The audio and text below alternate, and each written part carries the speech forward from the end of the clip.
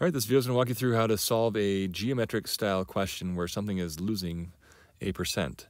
As you read this question, you'll first of all notice that Matthew's buying a computer for this dollar amount here, and it eventually changes and loses its value down to that value that you see there.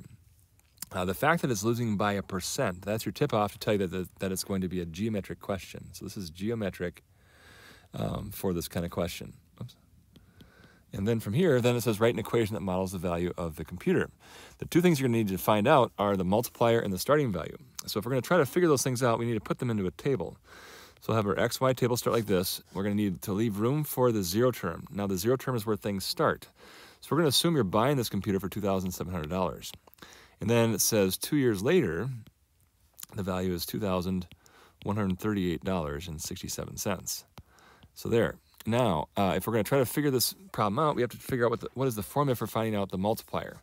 The multiplier is found by doing the gap root of next over previous. All right.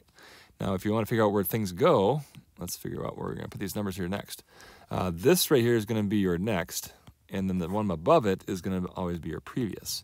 So as we put those numbers in there, it's going to be the gap root. How far apart are those two data values? Well, they're 2 apart. That's your gap. So I'm going to put a little 2 here, and then our next is going to be $2,138.67, and your previous is going to be $2,700, like that. Now to finish the question, let's look at how we use the calculator. So come over to the calculator here. You're going to put in the number 2 for the gap part first. Press 2, then you're going to press math 5, and you'll notice you have this little symbol now that has the 2 in the corner. And then technically we're doing just a square root, which is what you could press just instead. But as your gaps change from 2 to other numbers, it's good to know how to do that. So it's you pressing the number of the gap and then math 5. And then we'll put our next value in next. So we'll put 2,138.67.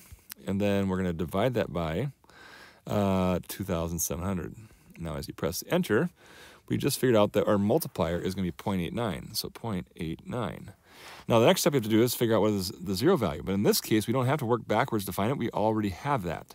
So now we're ready to write the equation. So our equation will be y equals, starting at $2,700, and then we're going to multiply by 0.89, and then to the power of x, which that 0.89 tells you that you're losing 11% per year that you own the computer. Now it does say how much do you need to own the computer for, or how much will it be worth in 8 years. Now that 8 years is time, and that's going to go in for x. We'll figure that part out next. So let's put in 2,700, and then we'll multiply that by 0.89, and then to the power of 8. And that's where we find our last part. And you'll notice that's going to come out to be $1,062. I'll write it down here too. $1,062. Oops, shoot, hang on. Let's go backwards here. $1,062.88. Make sure you round your dollar or your penny amounts to the right value, and that is our last thing we need to figure out. So hopefully you can recognize it's geometric by losing percentages or gaining percentages.